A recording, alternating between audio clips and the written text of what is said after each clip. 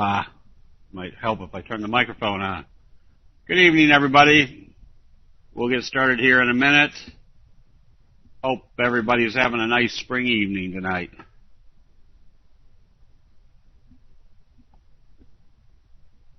All right, tonight we have the great pleasure of having Chris Dunn talk to us about strategies to use for, in his case, E-mini trading.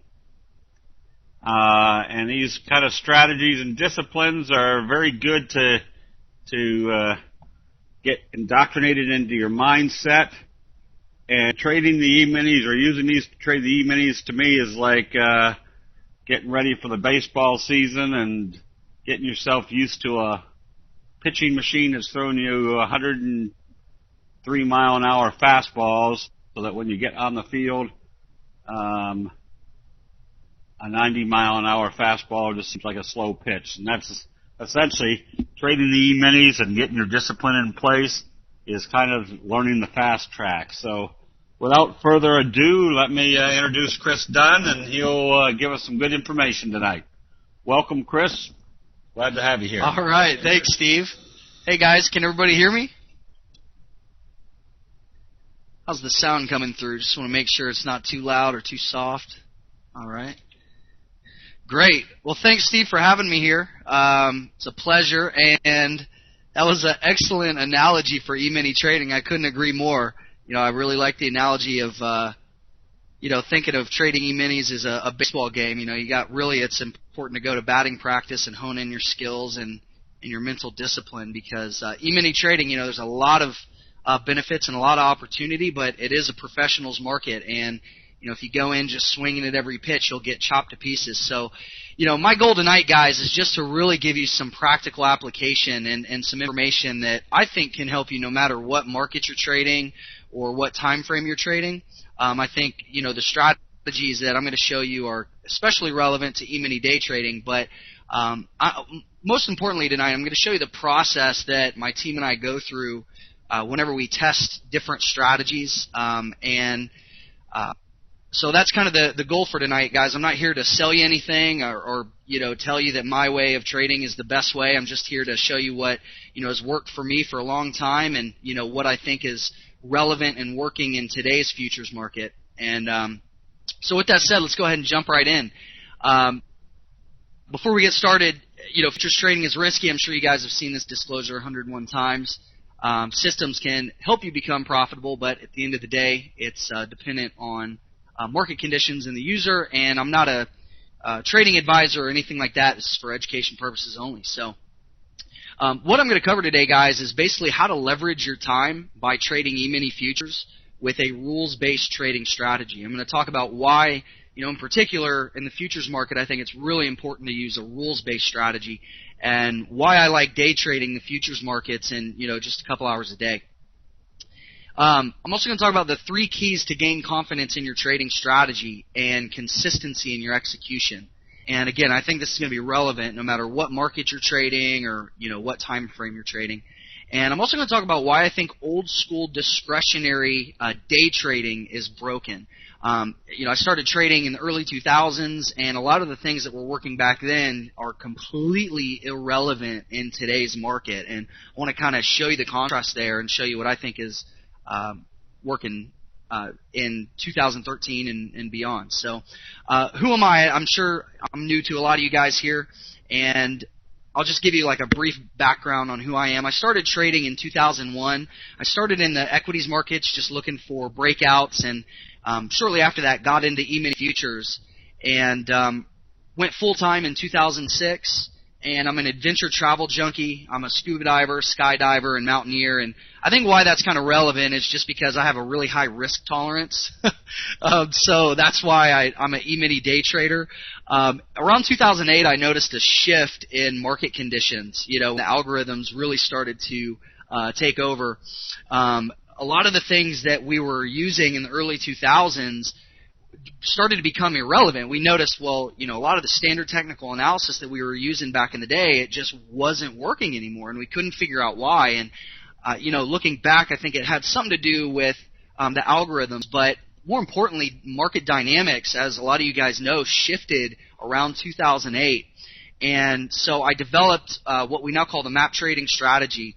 And it's a rules-based strategy that I use in the futures market. And so I'm going to show you kind of some behind-the-scenes stuff as to how I test strategies and how I like to quantify my strategies. And hopefully it'll just give you a little insight. Again, I'm not here to sell you anything or, tell you that this is the best way to trade. It's just what works for us and what I really like to do.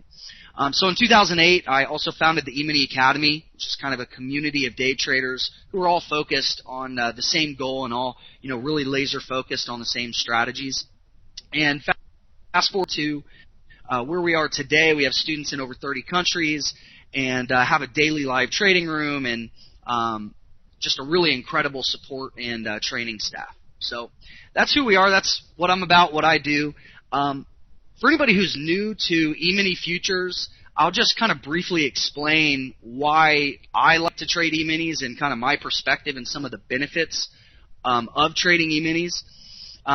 E-minis are basically a subgenre or sub-niche of futures contracts, and I like to trade what I call the big three market segments, stock indices like the S&P 500 or the Russell, Dow, or NASDAQ, also commodities like oil and gold, and currencies like the euro or the Aussie dollar.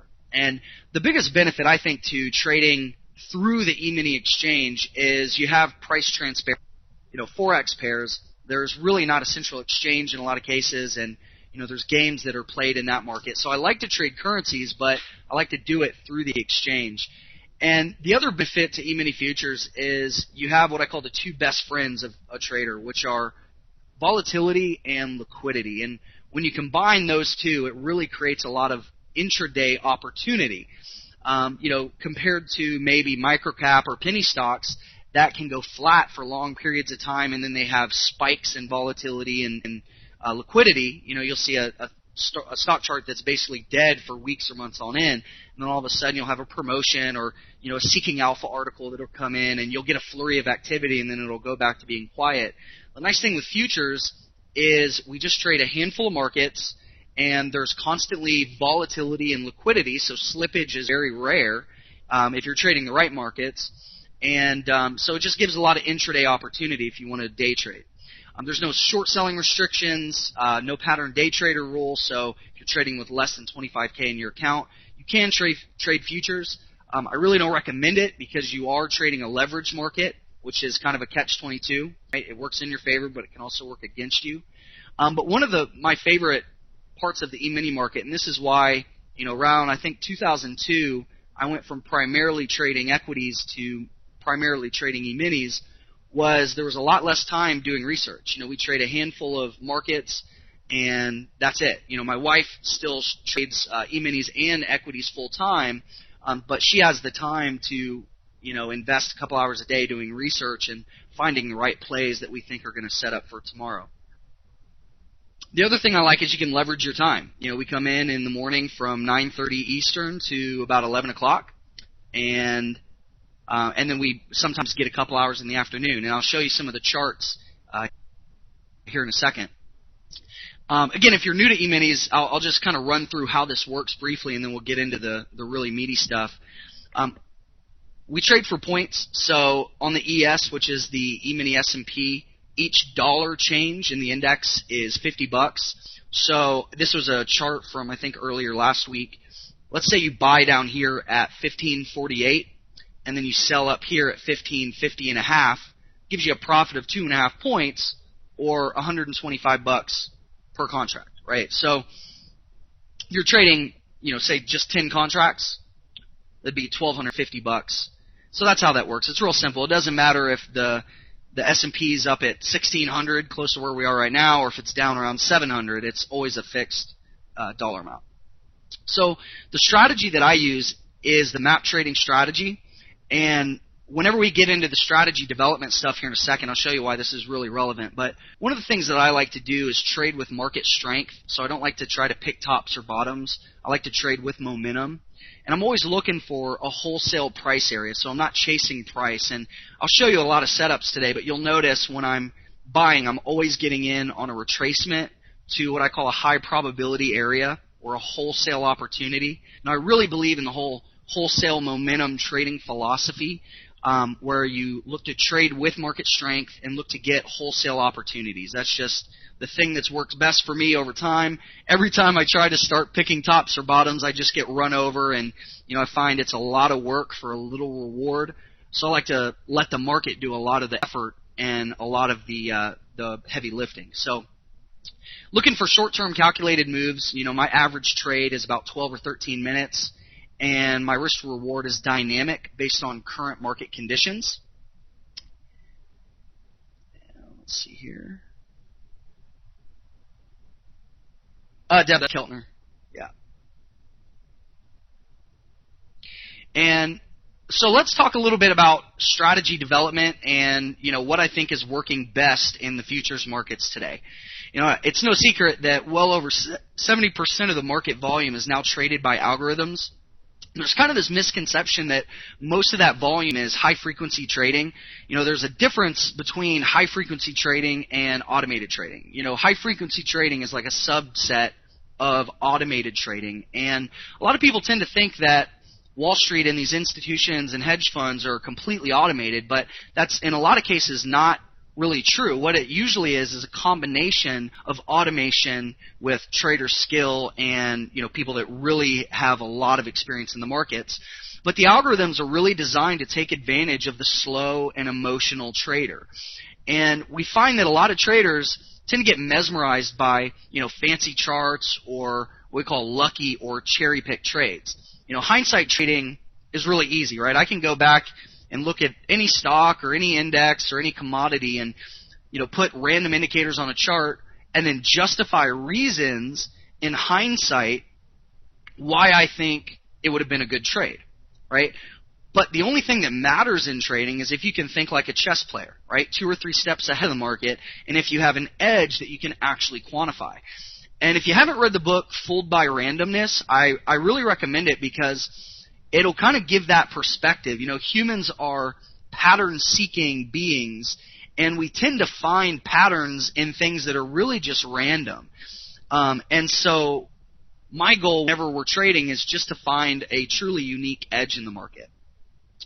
Another reason is subjective trading. If you're just a purely subjective or a discretionary trader, you're open to massive amounts of human error because think about it. You're in the moment analyzing multiple inputs. It could be a moving average. It could be looking at MACD or, a particular setup. And if you're trying to analyze that in the heat of battle, in the moment, trying to make snap judgment decisions, all subjectively or on a discretionary basis, there's a lot of room for human error there, right? And so the benefit, obviously, to automation is that you can remove some or all of the human emotion, but there's also some big drawbacks to automation that I'll talk about here in a second. So the goal is to quantitatively define, test, and analyze an idea to really figure out if it holds any merit. One thing that I used to love to do back in the early 2000s was just use Fibonacci retracements and moving averages. And that used to work really, really well. But in today's market, there's so many algorithms and it's so competitive that you really need to be able to take it a step beyond that. Nurin, MAP stands for momentum, area, and pattern. Those are kind of the 3 steps of how I find and execute a trade. And so, another benefit to automation is it can reduce or eliminate guessing, chasing, and hesitation. And I surveyed a little over 15,000 traders a few months ago, and there were 2 common problems that I find are really consistent with a lot of traders. Hesitating on entries was the most common problem, and then closing trades too early was the second most common problem. And I think where that stems from is having a lack of confidence in a trading strategy or not really having a predefined strategy at all. And so if you can really develop something that has a quantitative edge, it can really give you the confidence to pull the trigger and hold for the profit targets that are working in those current market conditions. And so the real goal of a strategy, and again, it doesn't matter what market you're trading or what time frame or what strategy, the real goal is to find a truly non-random, long-lasting strategy with a unique edge. compared to something that just happens to get lucky from random inputs. And that's really the biggest problem with automation. And I'm sure you guys have probably seen those ads about, Forex trading robot wins 98% of the time, turns $5,000 into $8 million in 3 months, right? I'm sure you guys have seen that. What that usually is just somebody curve fitting a whole bunch of data or over optimizing for a period of time. Right, looking back in history and saying, well, if you did X, Y, and Z, you would have made $1 million. But the probability of it making $1 million in the future is close to zero. So the idea is to find a non-random, long-lasting edge, right? And at the E-mini Academy, we have a few programmers and strategy developers on staff, and we can also consult with some really high-level coders that work on Wall Street. And one of my favorite quotes comes from one of our guys that says, the most important part in developing a system is the person actually originating the trading ideas, and he's yet to see somebody successfully program a system for somebody without full-time experience and years in the market. And so I think that's really interesting because there's a lot of people that can run back testers and, try to find an automated system, but the odds of really having an edge in the market are close to zero. And, this kind of goes hand in hand. Most optimized strategies fail because they're based on the luckiest accidental winner, not a true edge that has an expectancy of winning in the future, right? And if you guys ever see back-tested results, I'm sure you guys have seen people that say, oh, my system's the best system, look how much money you could have made. Max profit, if somebody ever shows you like a result sheet, max profit can be really deceiving because there's a few things that you need to think about. Number one is drawdowns. Could you have held through a drawdown to get that profit? Also the profit factor. What was your average win versus your average loser? Outlier profits. Was there one trade that made up 90% of the profit? And if you missed that one trade, you would have been really, really negative. So there's other important stats that are equally, if not more important than just max profit potential. And there's also things like slippage and commissions and, other real-world things that can happen that can drastically throw off results. So my main point with this, guys, is just be skeptical. If somebody shows you results, really look past just the net profit factor.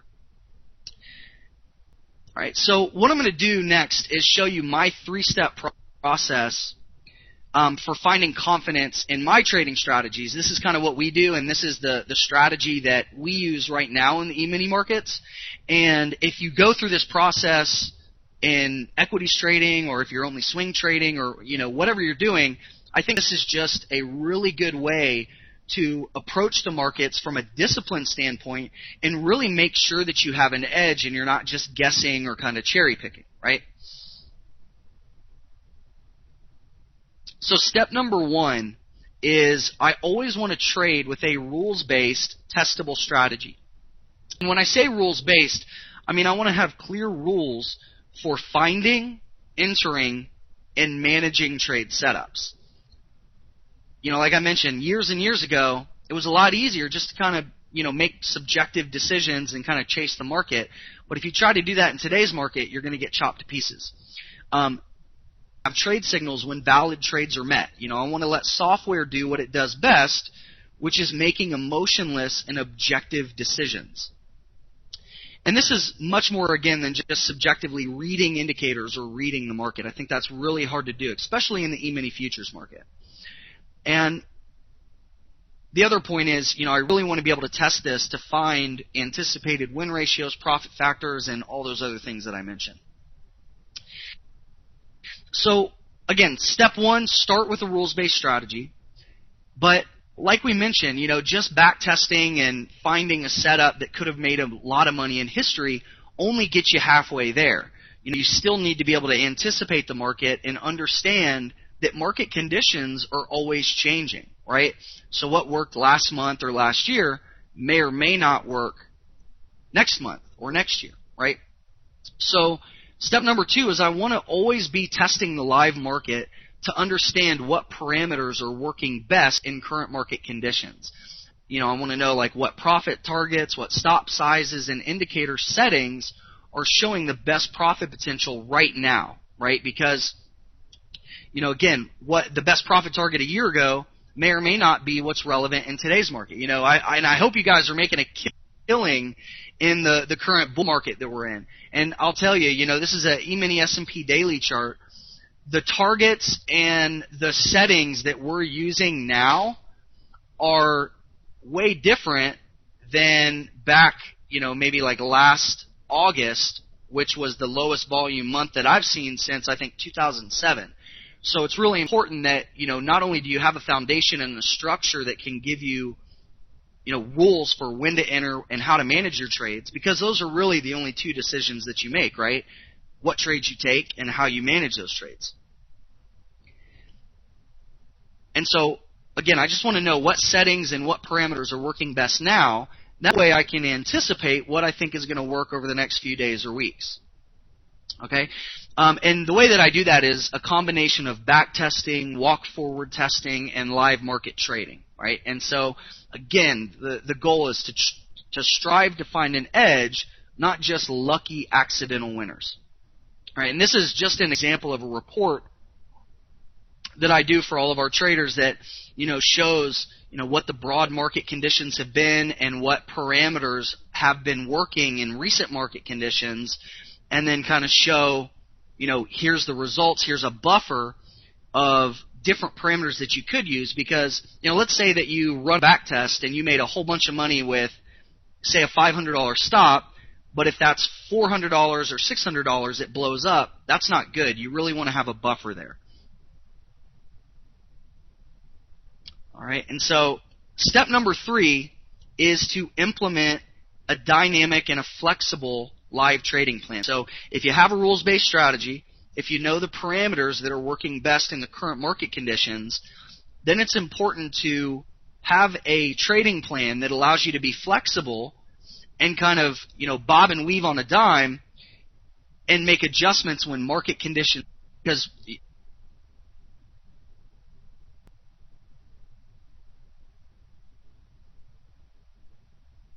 for example, we could be in a bull run for a few days in a row, and then all of a sudden we go into a kind of a choppy channel.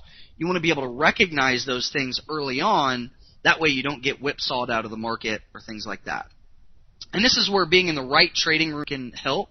And I know Steve's room has a really great reputation for this, and anticipating what we think is going to happen, over the next few minutes to hours, because again, the average trade for us is somewhere in between 15 to 20 minutes. And I'll just show you, this is an example of a trade from earlier this week. And I'll just kind of show you again, for those of you that are new to E-minis, this was a short that was signaled here at 1567 and a quarter on the E-mini S&P. And we covered down here at 1565 and a quarter. So that was a 2-point run, right? And so every point in the E-mini S&P is worth $50. So 50 times 2 is 100. And you can see here on this trade, this was 10 contracts. So 10 times 100 is $1,000, right? And so from the entry signal here at about 220 down to about 235, right? So that's right in that kind of average time frame of about 15 minutes. So, I'm not hyper scalping. I'm not in and out of the market 20, 30, 40 times a day. And I'm not swing trading. I'm not holding overnight. We're just looking to get in the market, in the first hour and a half in the day from 9:30 Eastern to, about 11:30 Eastern. And then in the afternoon, you have another 2-hour window in there that's also really good with volatility.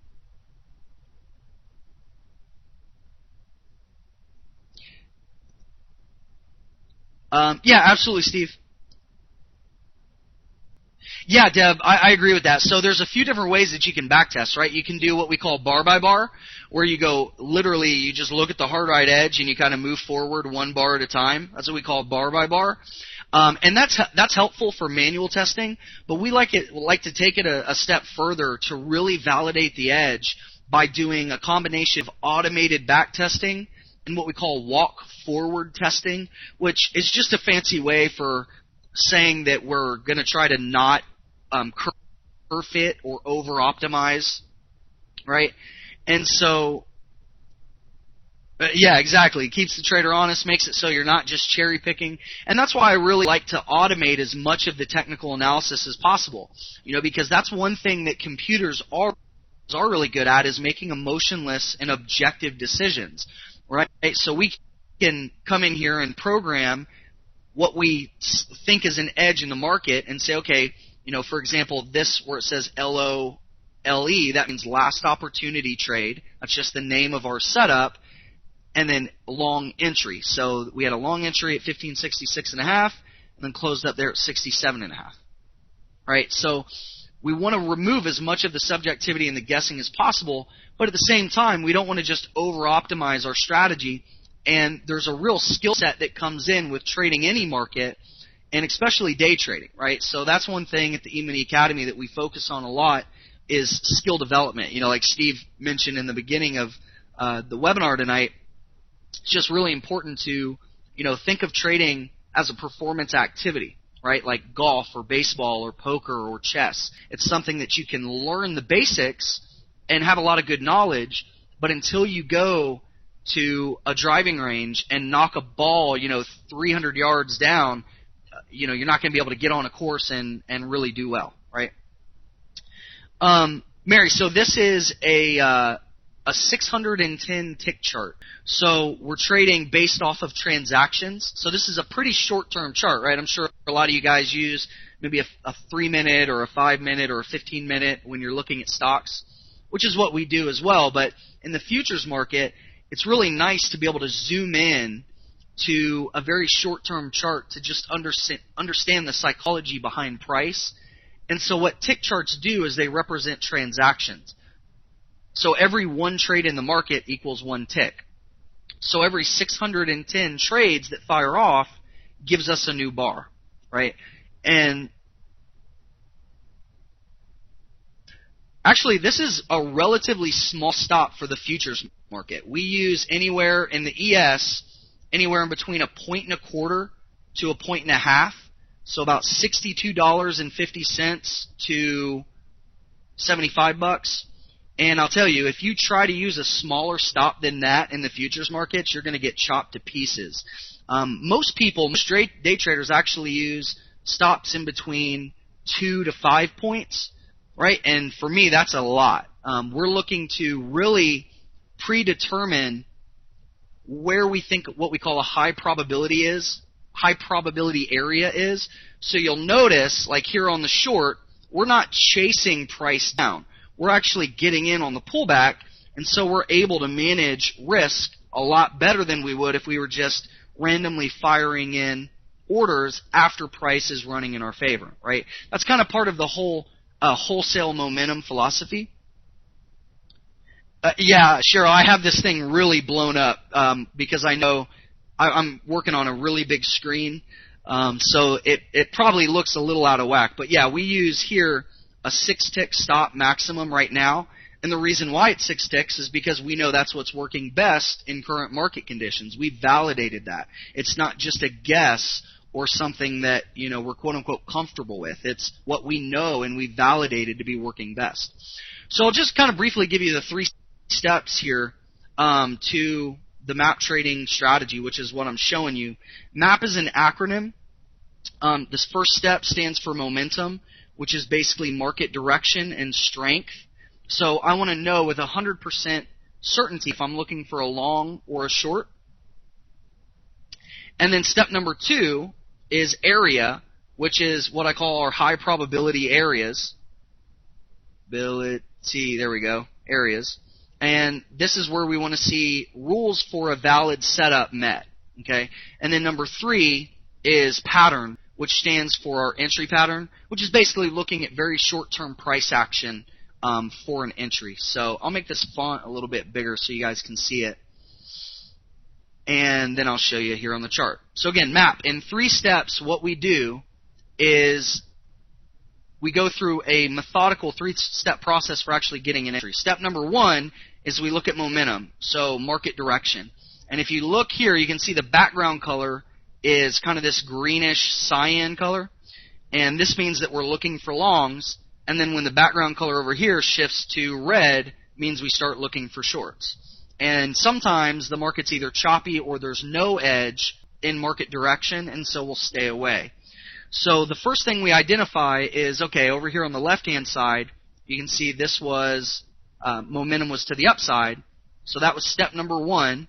Step number 2, as price starts to pull back here, you'll notice that the bars actually change color, and we have dots that are called our trade confirmation dots.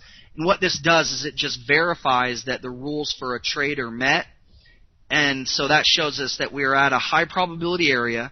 We think we can get a wholesale or a discounted price for what the market's doing at that moment in time. And then step number 3 is our entry pattern, basically looking at price action to make sure that we get a fill that helps us manage risk to reward. Let's see. Can you guys hear me?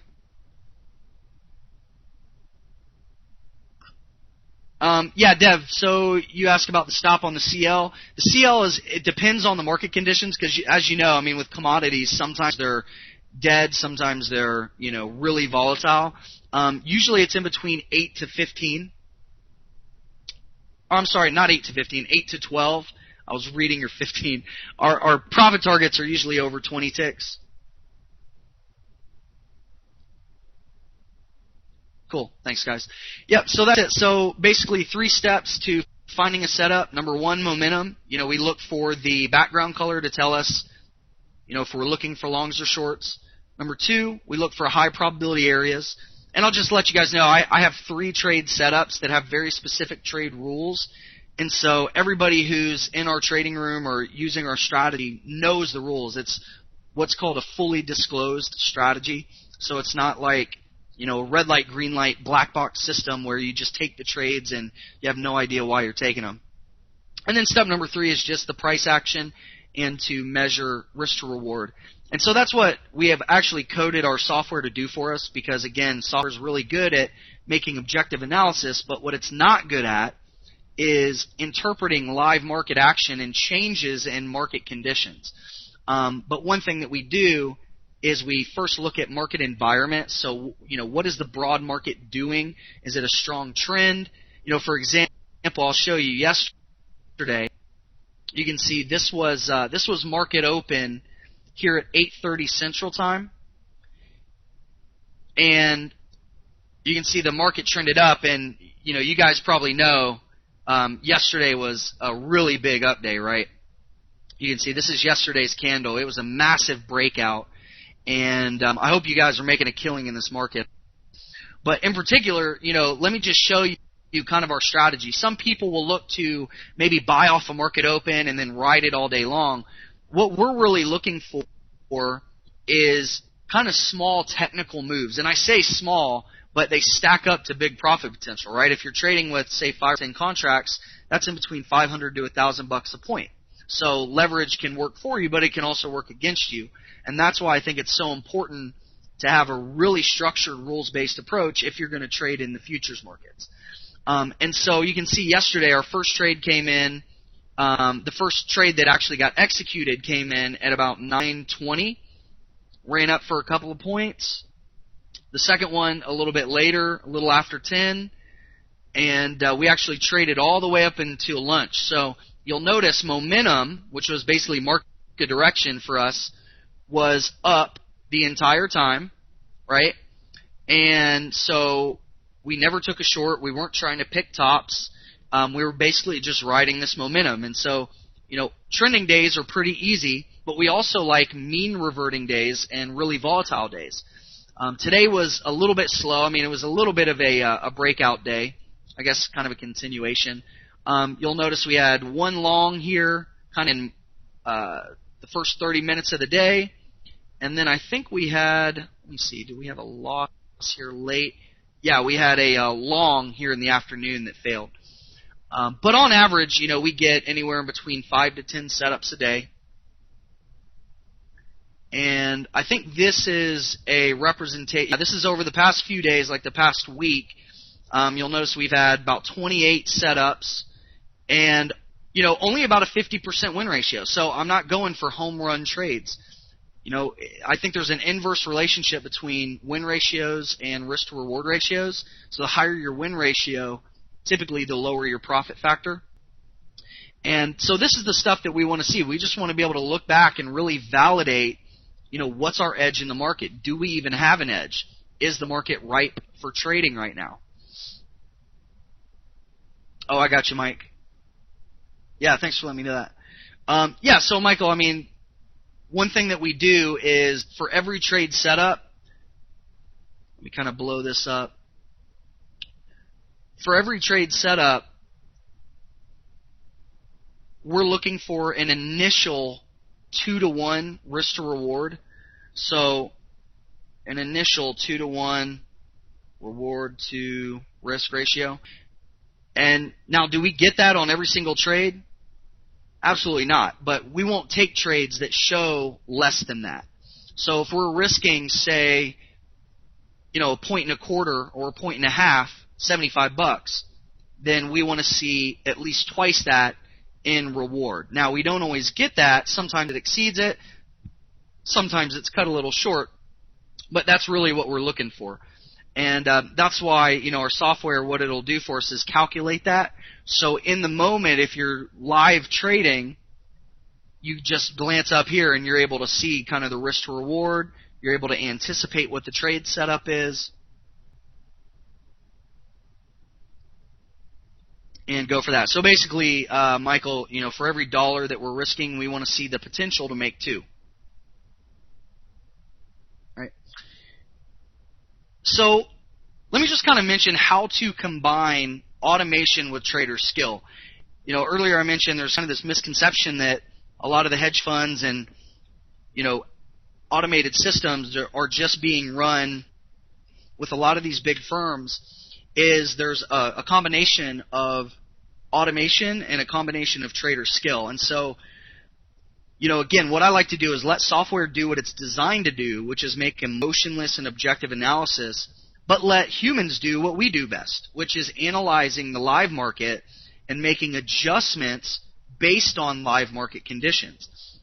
And I know there's some artificial intelligence and stuff like that that's out there, and they're trying to, outperform humans, but I still think that humans can outperform machines because machines and algorithms are dumb, right? They only know what we tell them to know. And so that can be a good thing. You can use it as a tool, but a lot of this junk that you see out there, like just buy my automated trading system and you'll make a bunch of money, there's a reason why that stuff doesn't work, right? And so our main goal is to strive to trade better than what we call our system's baseline. Some examples of that are not trading during losing time periods. So one thing that we do for our users is we go back and we say, look guys, right now the afternoons are just really choppy. So if you get any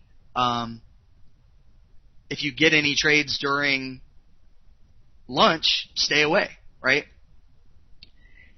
And another example of that would be maximizing profit targets based on volatility. So if like yesterday was a huge breakout day, instead of using the minimum profit target, really look to maximize those runs with market dynamics and current volatility.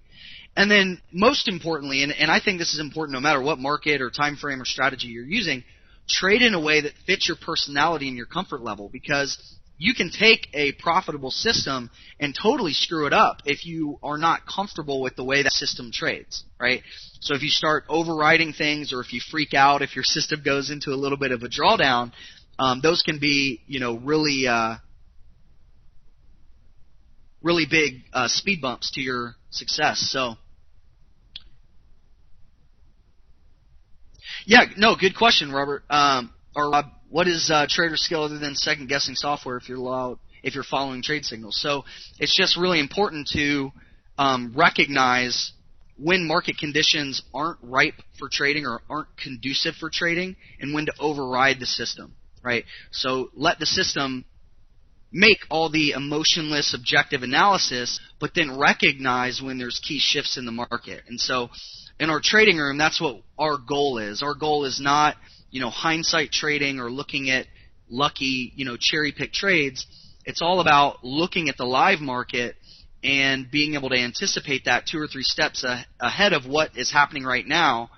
And that's actually what I'm going to do. Like I said, I'm not here to sell you guys anything tonight. If you like what I'm talking about, I'm going to give you a link in a second. You can actually join us. I think, this Tuesday, I'm going to be doing a live market class so you can see how this actually looks in the live market, because it's easy to sound smart talking, about hindsight stuff and about theory and philosophy, but my main goal is to show you what we're doing in the live market.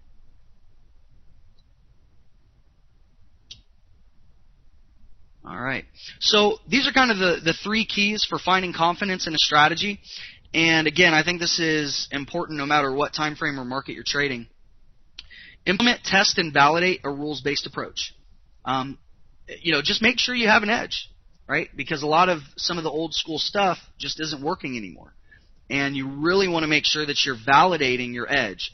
And develop expertise in spotting shifts in market conditions and make flexible decisions on the fly. Even if you have a rules-based strategy, understand market conditions and know what you're looking for. That way, when a shift happens, you can step in.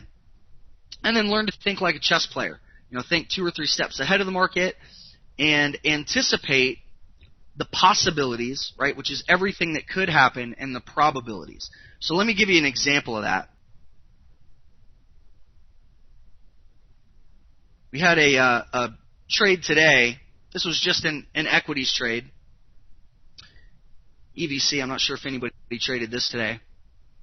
But this is a stock trade, and when I talk about, looking at the possibilities and the probabilities, the possibilities is everything that could happen after you get in a trade, right? What a lot of people will do is they'll get into a trade and they'll focus on, just the trade working in their favor, right? They'll get into a habit of, just rooting their trade on. But I want to know, if a trade's going to fail, why is it going to fail, and where could it fail from? Right, that way you're anticipating kind of the main possibilities. Well, it could go to this Fibonacci level and double top and reverse, or sellers could step in and level 2 could get really heavy at this price level, prior resistance, and it could fail. And you want to have a game plan for every possible thing that could happen as that trade develops. That way you don't get kind of caught, right? And then number 2, probabilities, is what you think is most likely to happen. Right? Those are kind of the 2 things that I'm always looking for, no matter if I'm day trading E-minis, swing trading equities, or anything in between. Yeah, absolutely, Nancy. Yeah, Cheryl. It's like driving. Look at least a few cars ahead of you.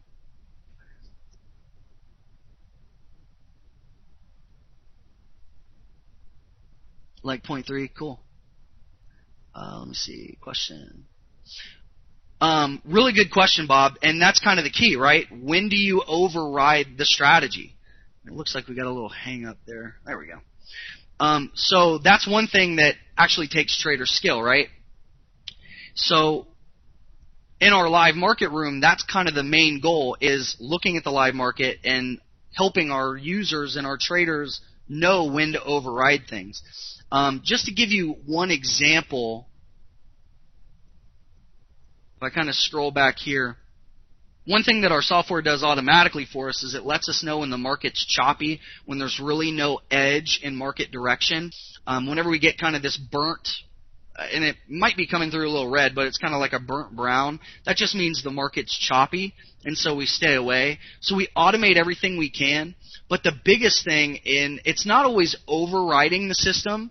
It's really just looking at market dynamics and knowing when there's a shift in volatility. Because if, for example, let's say we're using a 3-point target. So say we're using a target of $150 on the E-mini S&P, and we see a massive breakout and we know volatility has just expanded, then we're going to use tools to measure that market and try to increase that profit target. But again, you don't have that data until the market's actually playing out live, right? You can only anticipate it. But if the market shows you something completely different than you were expecting, that's how you can actually make real-time adjustments. And so, I know some of this stuff might be hard to kind of comprehend without looking at the live market. That's why most of the stuff I actually do in the live market. And so what I want to do is invite you guys to join me next Tuesday, where I'm going to go through and actually show you the strategy in the live market and kind of take more time to dive into the mechanics of what you guys are asking.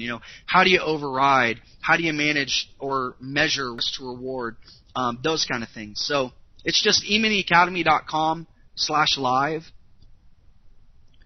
And then I'll send you the invite and make sure you get access to all that. Mike, price action is, we use candlesticks or high-low bars. We'll go back and forth, but, you can see here we use candlesticks. And that's what step number 3, pattern, is really all about, is reading the candles at the point of entry just to make sure that you're getting a fill that makes sense from a risk to reward standpoint and that you're not just trying to catch a falling knife. So you can see here we had a trade signal, right, where the blue dot came in. That means that we were at an area where we could have gotten in, but step number 3, pattern, the rules for pattern, the entry wasn't met, and so there was no trade signaled. But you can see up here where we had the other dot, there was actually an execution. That's because the entry rules were met.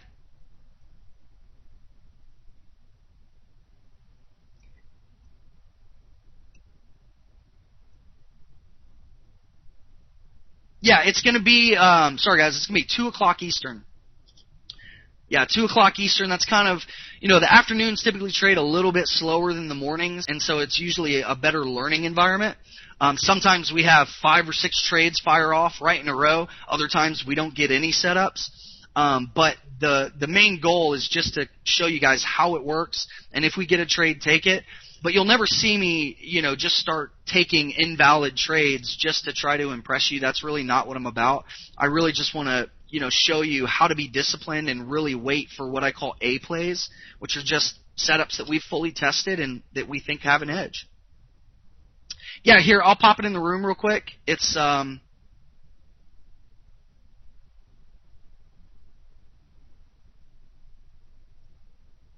eminiacademy.com/live. So there's the link. And yeah, that video will probably start playing when you go there. You could probably just pause that. It's going to be Tuesday. Here, I'll just type this in here. Tuesday, April, what is that, the 16th? Yep. April 16th at 2 p.m. Eastern Time. And you'll get an email with that. Yeah, it usually goes for as long as it goes, Michael. Sometimes it's an hour and a half. Sometimes it's all the way to market close. Trader P, yeah, we generally use the 610. Our time frames don't usually change that often. I think we had a change in the NQ, the NASDAQ, about 6 months ago. But for the most part, the parameters that we optimize are, profit targets and stop sizes and things that are more tied to volatility, right? Because the setups are always constant, foundation of the strategy remains constant. It's usually just the settings and the parameters that we adjust as market conditions change, right? And I think that's the reason why most automated robots, like we talked about those advertisements that you see out there, they talk about great historical results, but usually when you get in the live market, they blow up pretty much right away, right? And the reason why is they're just over-optimized for historical activity. There's no walk-forward testing, there's no live market testing, and there's no way to read what's happening and understand changing market conditions. I think you got to combine those two really to have a strong edge.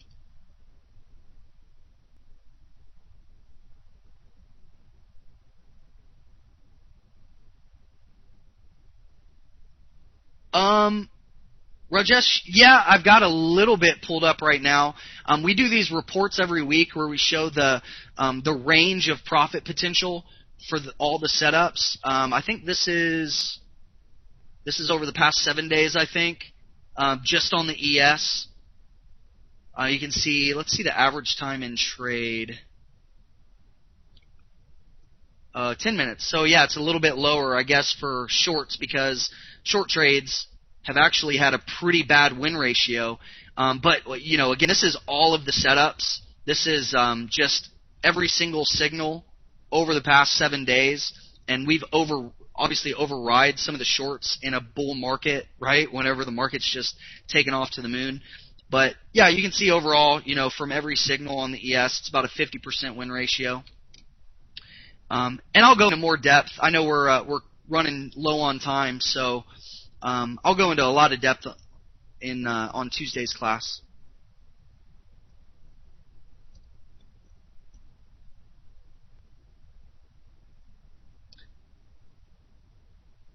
For a simple strategy, Jim? Yeah, I mean, so just an example would be, all right, so you're above X, Y, and Z indicator, you get a pullback to X indicator, and, you need all these indicators to look a specific way. That's basically how we built ours, is based on, areas and strength and price action. I'm not sure if that's what you were asking. Yes, absolutely, Deb. We don't use moving averages. We use a combination of, a lot of standard technical tools like Fibonacci, Keltner, linear regression, MACD, momentum. All these are tied into the proprietary indicators that we have. But I actually did a blog post about this a few weeks ago, talking about how I think every indicator is useless by itself. Indicators are just a visual representation of in a mathematical way to read price action, right? But any single indicator, if you backtest, say, a moving average crossover strategy, you're going to lose in most markets. But really the goal is combining indicators and combining analysis to come up with rules that actually have an edge. That's kind of the main goal there. Steve, just letting us know where our profit targets are predefined. So you said, on that last chart, what kept you from riding up the move? Well, in hindsight, right, looking at this historical chart, it's really easy to see that the market just kept going, and if you held, you would have made a lot more money, right? But we know, say 8 or 9 times out of 10, it won't do that, right? Yesterday was kind of a rare day. It's what we call a true strong trending day, which are actually less than 10% of trading days. So it'd be easy to look back and say, well, you could have held and made, 10 points on this one trade. But yeah, what's the probability over time? If you take 100 last opportunity trades like this one on the left-hand side, what's the target that actually works the best the most often, right? So instead of kind of going for like the home run every now and then, we're just going for little technical, pivot to pivot base hits.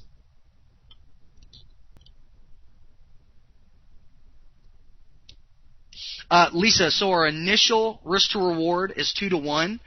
Sometimes we'll see, like on the TF, the Russell 2000 last week, we saw a profit factor, I think, close to 2.5. It's a dynamic thing, right? So we'll start off with an initial 2 to 1, but we don't always end up with exactly that, right? Sometimes it's more, sometimes it's less, but the goal is to not take a trade that shows less than that initial potential, because you don't know what's going to happen after the entry, right? It could fail right away, or it could shoot to the moon after you get in, but the idea is not to participate, at least our rules say not to participate if you don't have that initial 2 to 1.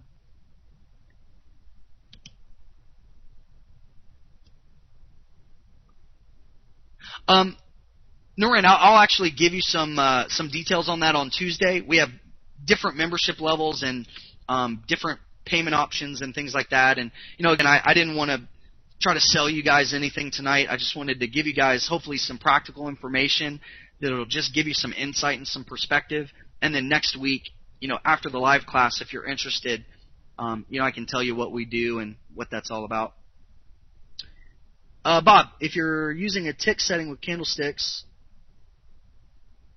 no, there's actually not volume is not represented on this chart, but we do get a very good sense for volume based on price action. So tick charts they don't measure volume, they just measure transactions. So it could be one trade of 10 contracts or 10 trades of one contract each, right? It's just based on each trade.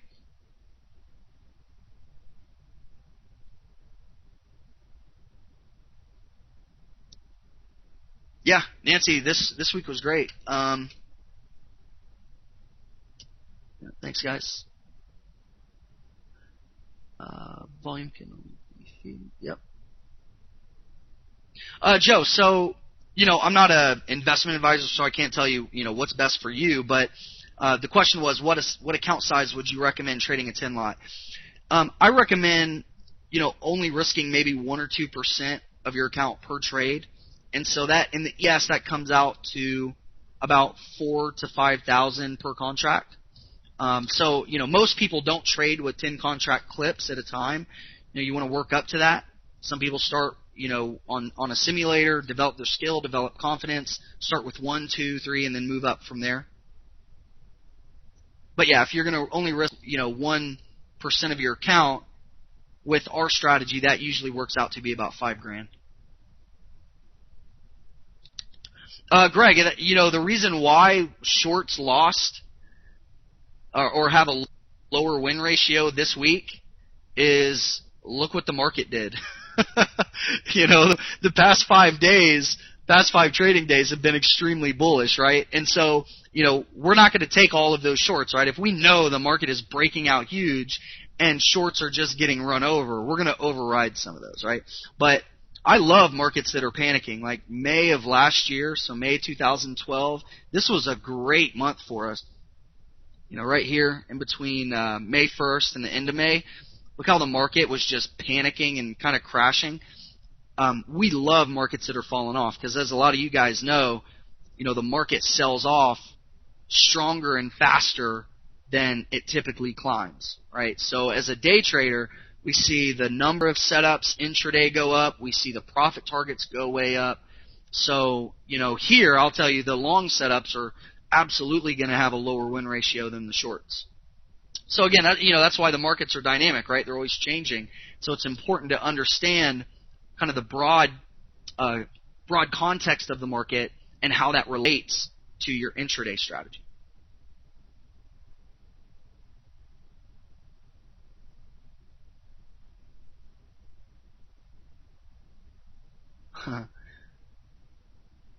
All right, guys. Well, I want to wrap it up. I know we've been here for an hour.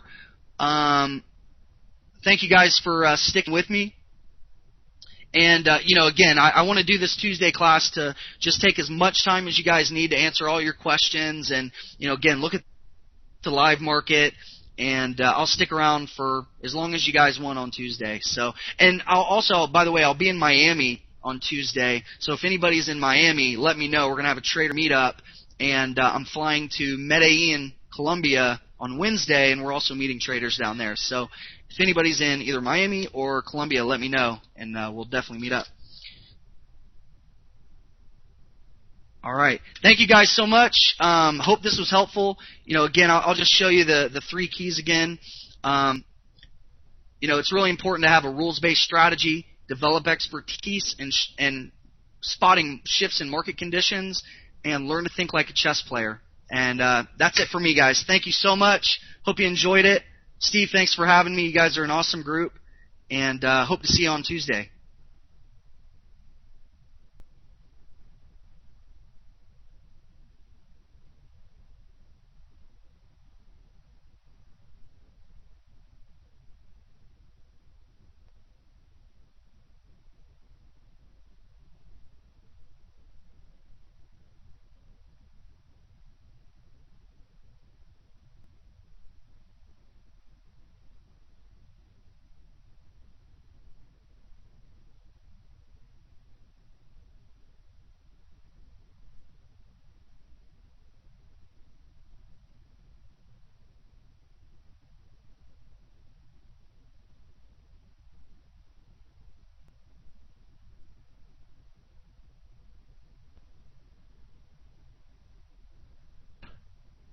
Did we lose sound? Thank you, everybody. I hope you got some good information from from Chris. Take a look at his information. It is this was good stuff. And so, with that, take a look at what he's offering, and we will see everybody in the chat rooms. Thank you, Chris. Very good info.